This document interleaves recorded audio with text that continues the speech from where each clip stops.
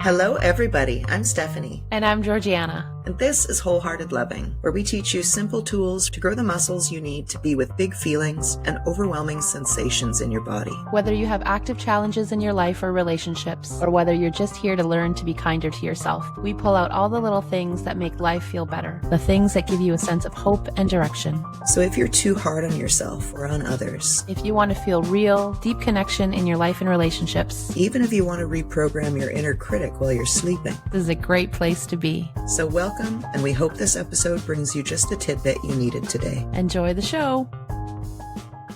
Hello, everybody. Welcome. Today we're going to be talking about being with discomfort and the sense of urgency when the timing is not right to tackle the thing that's making you uncomfortable. You can find self-reflection prompts for this episode and every episode on our Instagram at Wholehearted Loving. And you can learn more about us and how to practice with us live at wholeheartedloving.com. Before we get started, we'll do a body-based self-connection practice. Okay, so we're going to do a practice today that is going to help us be able to do the thing we talk about later in the episode today. And it's really simple, and we all get to sort of pick and choose how you want to do it. What I'm going to say is find a stretch in your body. So move your body however you need to move it. And I might even say find the first stretch, like move your body in the way where you find that first point where you're like, I feel a stretch. And then what we want you to practice is staying in this exact spot unless it's painful for 3 full breaths. And feel the sensations that are present, noticing your breath while you feel that stretch. And then release. And if you wanted to, you could do that again. Find a different way of moving your body, positioning your body so you feel a different stretch. And when you feel that, hang out in that spot for 3 full breaths. You might even notice as you hang there and you inhale, how might that sensation change?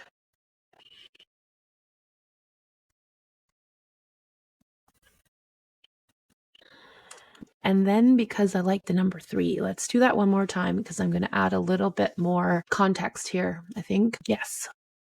So find one more way of stretching or finding a stretch and staying in that one for 3 breaths. And as you're here, either out loud or in your own mind, tell yourself, I'm being with sensation. I'm learning to be with sensation right in this moment.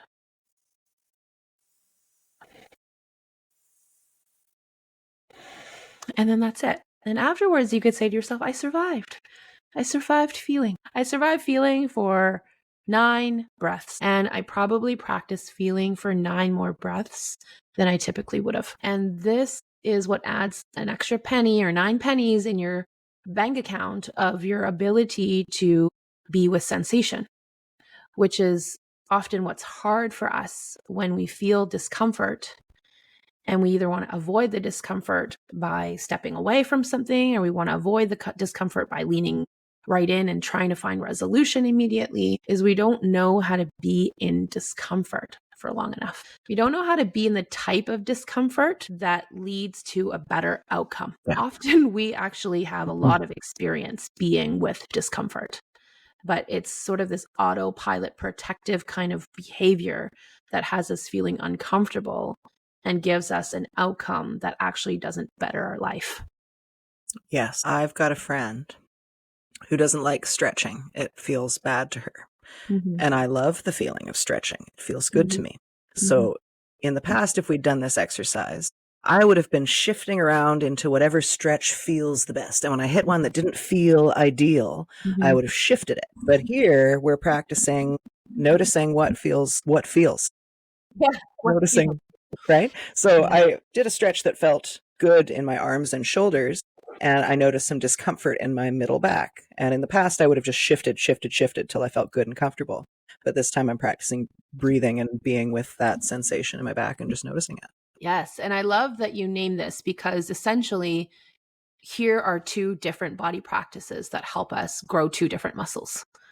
There is benefit in noticing what doesn't feel good and shifting until it feels just right or better, right? That applies to a stretch, but that applies also to life. right? Noticing that, hey, this feels good, but I think if I tweak this or that, it might feel better.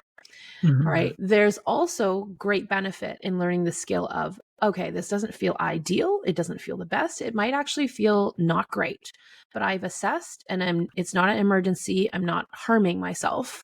And so what about trying to hang out here with this sensation for 3 breaths? That's it. And in that, you grow your ability to be with sensations that aren't super comfortable, but they're not killing you.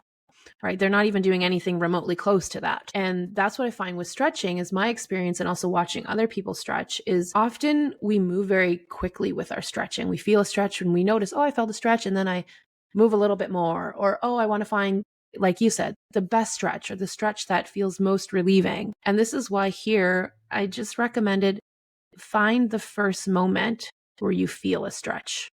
Or you don't always have to use the first moment, but this gets us out of that habit of finding that just right sweet spot.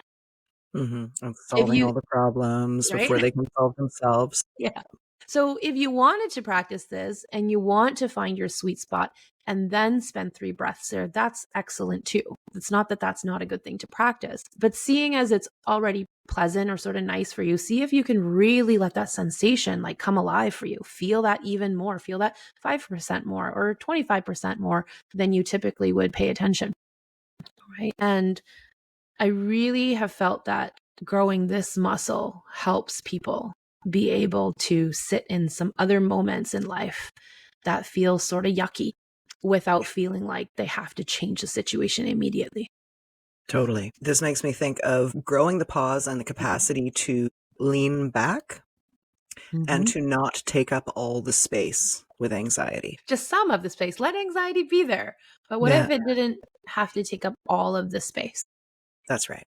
If I'm leading from my anxiety, from my filling up all the space, from my constantly moving only into spaces of comfort, there is no room for spirit or from anything outside of my realm of immediate belief and possibility, which is often quite limited, especially when you're in a space of fear and anxiety, right? If I'm entering a challenging conversation or interaction with a person, and instead of needing to take up all the space and preventatively solve all the problems and to inject myself everywhere, if I'm just able to lean back and go, I'm feeling uncomfortable, suddenly there's room for everything else to happen, right? That's where people can inject a solution that I didn't previously leave room for. Yes. So imagine if we could say, because we noticed it, I'm feeling uncomfortable. And I also noticed my foot on the ground. Right? I'm feeling uncomfortable, and I can also see that you're here in the room with me and you're not running away. I'm feeling uncomfortable, and I know I'm going to see you tomorrow, and there's going to be time to talk tomorrow. Right? Like it's the being able to be with I'm feeling uncomfortable and then add on the what else? Like what else is here other than just the discomfort? Spacious, right? If the alternative is I'm feeling uncomfortable and we need to solve this problem right now, that doesn't feel spacious, right? It really doesn't. And that I'm feeling uncomfortable can feel really yucky. And the feeling of urgency to fix or resolve or talk, or sometimes for me, what I notice is I thought that I had an urgency to resolve. And that's why I would want to talk about things at 3 a.m. that I've been stewing, and a partner's like, it's 3 a.m. Like, it's not the time. And I'm like, no, I want resolution. And yes, that was partly true. But sometimes I realize it might not just be resolution. I just want to feel a release of energy. Because I would notice sometimes when we would have these, tense conversations, that once I got my bit out, I was like, oh, I feel so much better. I don't really care how you feel. I don't really care how the situation is, but I feel better now. I said the thing. And that's fantastic. We all want to be fully expressed, right? And we want that feeling of feeling that I'm fully expressed. I'm not holding back. But we also want to notice, like, when is it a helpful timing for that? And by helpful timing, because we can fall into the other end of the spectrum of always telling ourselves this is not a helpful time to have this conversation, right? And then we just avoid and we don't actually address the things that need to be addressed. But on the other side, noting someone's openness, their readiness, whether their basic human needs are met, are they hungry, tired, like, those things, those make a big difference to how regulated someone can be and how open and receptive someone can be, not just to your message, but to their ability to stay present to you and regulated. And so we want to be able to be self-expressed in a way that also honors timing and pacing. Yeah. And I have not always been very skilled at that because I wasn't very good at being with that internal discomfort in my body and the racing thoughts of my mind. And so I felt like I got to spew it all out now. Yeah. And there was no regard. I wouldn't even say there was no regard for timing, because sometimes I would have awareness that this is a very poor time and still be like, it needs to be done now. Gotta happen. Yeah. Yeah. And so I wanted to share a recent example of where there was something that was bothering me. I didn't quite feel good in my relationship. And I didn't feel that it was something that I felt would feel fulfilling to talk about in a few minutes. I felt like it was something that I wanted to have more spaciousness around, more time, more presence. And just the circumstances of my day and their day was that there wasn't really that pocket of time in that particular day. And I had, I think, been feeling a bit off in the morning already, but I knew this is not the time. There's other things going on I need to focus on. There's other things that they're needing to focus on. This is not the time. And then I had hoped that by the end of the day, when I was done taking care of what I needed to take care of, that there would be time for this. And it turns out I got home super late. And there was time to connect, and I could feel all my insides being like, is this the time? Should I say something now? Should I say something now? What about now? Like, is this the time in the conversation to bring this up? And I could watch all this happening in my mind, and I could feel the pull in my body. And I sort of kept looking at the signs. And the signs were, this person looks very tired. They're actually already laying in bed. Good clue. Their eyes are starting to get that hazy look. And then I was like, no, this is not a good time. And then I was like, but then they perked up. They perked up. We started talking about they perked up the energy. They perked up a little bit. Maybe now is the time. And then I was like, but the time is 11:43 p.m. I don't think it really matters that they momentarily perked up. I still think it would be better for me, better for them, better for us, better for our relationship to hold this until there was a more spacious time we could both be present. And I know this person. I know that they will make time and they will bring their presence to hearing me out. And I needed to remind myself of that. And I needed to assess that this yucky feeling I have in my body that tells me you need to talk about it now, and you've been holding it all day patiently, that doesn't qualify as an emergency. It qualifies as, yes, it's unfortunate. Yes, that's been energy you've been sitting with and your mind has been sort of, occupied with it throughout the day, and that hasn't felt nice. And ideally, it would have been great to get to talk this out and connect and find some way that you both feel good about the situation. But that's just not how the day was wired. We have other adult responsibilities going on, right? And so last night, I was really practicing really hard, telling myself, this feels uncomfortable. This urge to just say the thing and lay it out there is very strong. And it's not going to make things better to talk about it right now. Right? It might make things feel partially better because the energy can move somewhere, but it won't actually we won't come to a better place of connection overall to address it now. And so I was like, okay, what can I do to address that? This energy needs to be moved. I'm sure there's other ways I could handle this. Right. And so I wanted to share that experience because I think a lot of us can relate to that pull of urgency. And this is a reminder to just learn how to name. There's some serious discomfort here right now.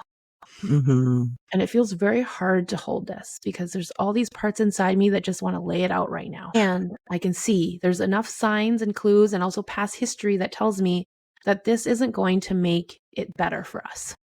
Yeah, it'll just shift into a different style of discomfort. Now we'll have the discomfort of being sleepy and confused. Yes. I thought it was so funny when you were describing they perked up a bit. This person is asleep. They might not be available for a conversation. And it made me think of just waiting there, just looking and waiting. And then they're awake. Great. You're available to talk I'm now. going in. Right? Or like the unsuspecting partner who wakes up to the maelstrom of the other partner who's all angry and enraged and has been coming up with stories all night long and they're super anxious and like, we're living in a society, people, there's two of us here or more than that. And we're not just each other's sounding boards for our anxiety. And I think recognizing that there is another person with another set of circumstances, there is timing that would feel better. There is so much agency within us, and there's so much practice being with discomfort that but just in a different form. So like if you can stand or carry, I don't know, farmers carry across the gym or stand in an uncomfortable squat for 5 seconds longer than usual, that's going to be growing all of those muscles to be with this different emotional discomfort. Yes. Yes. I think it's really important to practice being with sensation that isn't particularly pleasant in a way where we're present. Right? A lot of us are being with uncomfortable sensation all the time.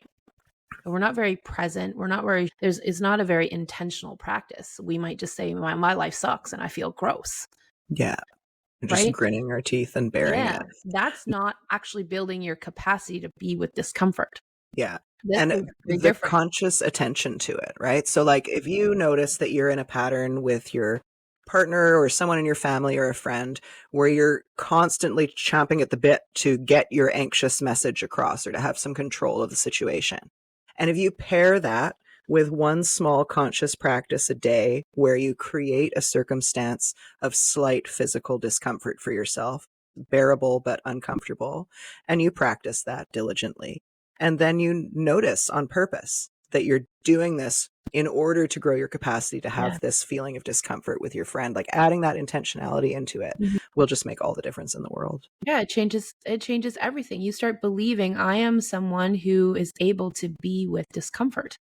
And if you believe that about yourself and you have evidence of that, you're going to go into a difficult conversation very differently. You're going to go into not even the difficult conversation, you're going to go into that phase where you feel things on fire that want to have the difficult conversation now. And you're going to realize now is not the time, right?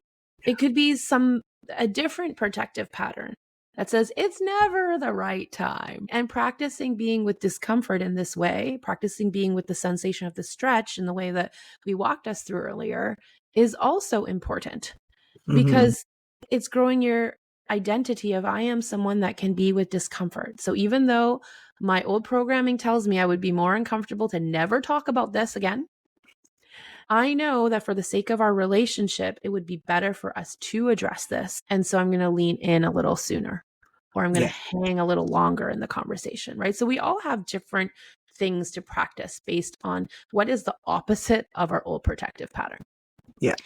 And I want to inject something here because my old experience is one I think most people have, which is relationship drama. And the idea that I might be having some urgent emotions that are about our relationship, the idea of not sharing that immediately is like offensive, and if you're wound mirroring with the person, and if the person across from you is as dramatic and with urgency as you are, they would view, how could you not have told me this right away? Like, even though there's no time or space for it, and it's going to we're going to spin out completely. We're both hungry, we haven't eaten, we have to go to a meeting, but we're going to just catapult our lives into crazy town because we have this urgent, dramatic, emotional thing right now. To me, that seems like pretty normal for codependent people. And I think it's pretty normal for people to be codependent at this point. I mean, I've done all that for sure. Right? Yeah. Often. Yeah. I want to recognize how wild it might sound to someone that urgency might not be actually urgent, and that there is an appropriate time, and right this second for adults in Western society is often not an available time. Yeah. Right. And so for me, there's been two things I've been practicing, which is I used to practice because I used to have these two extremes. It was either we must talk about it now because I'm feeling all this charge, or I don't want to upset you, so we're never going to talk about it. I'm just going to pretend it doesn't bother me until it boils up and then I can't handle it anymore. And then slowly, one thing for me to practice was, can I name, there's something I'd like to talk about with you, and I can see this is not the best time. Can we find a time? Or can we just pin this and come back to it tomorrow to find a time? That was a skill I needed to build. Wait, the amount of anxiety internally that you had to mitigate to be able to get to that point is magnificent, heroic, and totally doable. I wouldn't have been able to produce that because I know that it would spark the anxiety of the other person, right? Yes. Yes. Yeah. Oh, you need to talk to me about something? Like, I'm putting my life on hold till now I have to wait for a week to talk about this? Like, what the hell? Yes. So I also had to practice another thing, which I practiced last night, which is I can feel the urgency stirring up in me. I can assess that it's not an emergency. I know that for the sake of our connection and our relationship, it would actually be better for us to talk at a different time. And it's not actually that helpful at 11:43 at night to say to someone who's not expecting it and ready to go to sleep, hey, there's actually this thing that has sort of been bothering me all day, and I really want to talk to you about it. But I know right now is not a good time. Yeah, I can hold it. You just go to sleep. That's fine. So I've also had to practice that. Yeah. That like sometimes it's also not helpful to add that little bit in. Totally. But like for me, it was levels. Yeah. Right? And what's it in service of, right? Like when you're noticing an urge, just take a minute and notice what's it in service of. Is it in service of my anxiety, the health of our relationship, the experience that my partner is having in this moment? Who and what am I serving? Yes. And I used to bless all these people of my past, but because I was such an urgent, you have to say it exactly in the moment person, I would keep people up till 3 a.m. But also, and then if they wouldn't stay up to 3 a.m., I'd make them all wrong in my mind. But also, if they ever came to me with something where initially they seemed sort of fine, but after the fact, they realized maybe it didn't feel okay and they wanted to address that, I'd be like, so you've been lying to me the whole time. Right. Or you've been withholding, like you said. How could you withhold this thing? And it's because I didn't know how to honor either side. I didn't know how to honor the times when you really it is important to bring up a topic earlier. And I didn't know how to honor that sometimes not just it's not the most helpful time to talk about something, it's that we're human and how we feel about things and what we need changes, and we become more aware over time with some self-reflection, that maybe something that initially seemed okay actually doesn't feel okay, if I'm to be really honest about it now with this extra awareness. And that we want to grant other people the permission to have that human experience. I want to be granted that permission to know that, hey, like I might have said this thing was okay and I didn't intentionally deceive you. It's just that upon further reflection and sitting with it, I realized it actually doesn't feel so good and it would feel better if it was a different way. And like there was no room in my world for that kind of flexibility before. Totally. And so that feels really good to see, oh, there's more flexibility coming on board. You mentioned that word in our last episode, right? How flexible are we? And how rigid are we? Or are you so used to bending yourself in an absolute pretzel for everybody and turning yourself into a chameleon in every moment that there's actually no framework and no sturdiness in what matters to you and what you need, right? So we can fall into different parts of that spectrum, and there's different things we can practice to help feel like we have more options and that more options feel okay. Spacious. I love it. Spacious. I wanted to come back on what you said about sort of Hawkeye watching a partner for like, is this the moment to say something? Is this the moment? Like, oh, their ears perked up, their eyes, lit up for a second. So notice when you're in that, like watching someone like a hawk and assessing the moment of like, is this the time to lay it down? Most likely that's never the time if we're having to assess with that kind of energy, right? Yeah. But I wanted to own and admit something else that I did that I think is even worse than watching like a hawk and like taking that moment of someone lighting up as the invitation to bring up something hard. Not even the opportunity, but the invitation. Their eyes lit up a little bit. It must mean that I should say the thing. They're wanting to talk about the thing now, which is I remember being in bed and just tossing and turning enough to like wake the person. I elbowed them just enough to wake them up. And now they're awake. So if you're awake, we might as well talk about the thing. Yeah. So we go to extreme lengths, or we can go to extreme lengths to try to lessen this sense of anxiety and urgency and discomfort that we don't know how to hold and sit with yet. And I have found it always comes at a detriment to the connection and the relationship. Yeah. To try to have these conversations when both people are not in a good place to be having the conversation. Indeed. Yeah. Thanks, Gigi. Mm-hmm. Anything else you want to say? Just that I'm very proud of myself that I did it yesterday. Hey, good job. And often what you'll find too is if you sit with it, or if you sit with it and share it with someone else who does have capacity and some openness and spaciousness to be a landing place for your stuff, the next day it actually feels much less urgent, right? And it's still important. And like the pieces that are important become more distilled. Yes, but that you urgency sort of goes away. Yeah. I really encourage people to shed as much urgency and as much projection as possible before having especially important conversations. I think it's best practice to talk it through, to write it down. So as you say your thoughts out loud, you're going to distill them, as you say. And I think it's so important to clear thoughts and projections about the other person, not with them. So I think it's very common for us to want to have difficult conversations about a situation with the person who's involved in the situation with us, or who is the situation for us. And we want to keep things, private. So we just talk about it with them. I think that's a terrible idea. I think it's great to talk about it with trustworthy soundboards who aren't going to collude with your ego or make the other person bad or wrong, but someone with whom you can just clear out the extra crap. The shadow material, the urgency, whatever it is that you need to be able to come to that conversation with a bit more of a calm clarity is a great way to go. And that includes having had enough sleep and eaten your lunch. Yeah. I think it's a great point that you mentioned, and I would love to record a separate episode where we talk about how we can clear thoughts and projections and like what it actually means to clear the projections you have of somebody else. I think that's a helpful thing to have in our awareness and know how to practice before we go into challenging or, emotionally intense or laden conversations. Totally. Yeah. Thank you. Yeah. You want to walk us through another comfort with discomfort practice to close? Let's go with find a way, notice the way you're sitting and just hang there for a breath or 3. So notice the way you're sitting means like don't change anything about it. Just sit and notice, or standing or laying, whatever you're doing.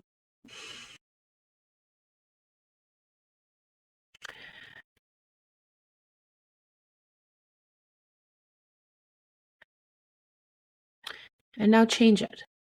Change it to a different way to sit, stand, or lay. It doesn't necessarily have to be better or worse, just change it. And then hang here for 3 breaths. And notice the new position.